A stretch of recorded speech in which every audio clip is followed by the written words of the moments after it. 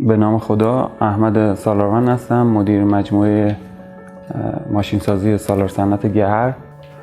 ما اولین ماشینی که طراحی کردیم که به صورت خطی بود که ماکتش اینجا هستش،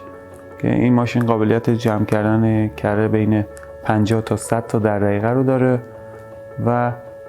دیگه کارگر هیچ ارتباطی دستش به محصول نمیخوره که هم آلودگی داشته باشه و هم کره رو دفرم کنه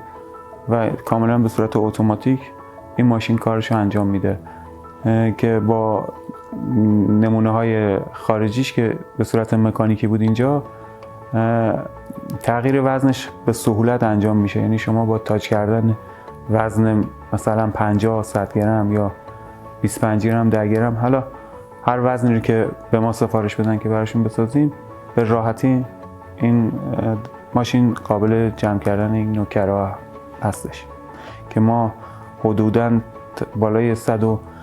از این ماشین رو تا الان ساختیم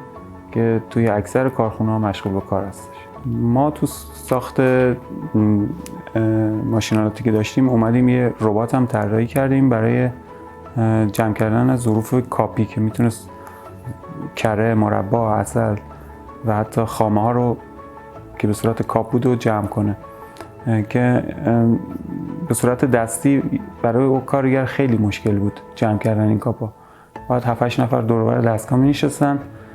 و ما اومدیم یه ربات طراحی کردیم که در آن واحد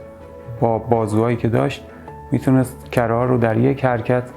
از روی نوار بلند کنه و تو کارتون بریزه، که ما از این ماشین هم تقریبا هلوش 20 تایی تا الان ساختیم و توی اکثر کارخونه ها داره کار انجام میده.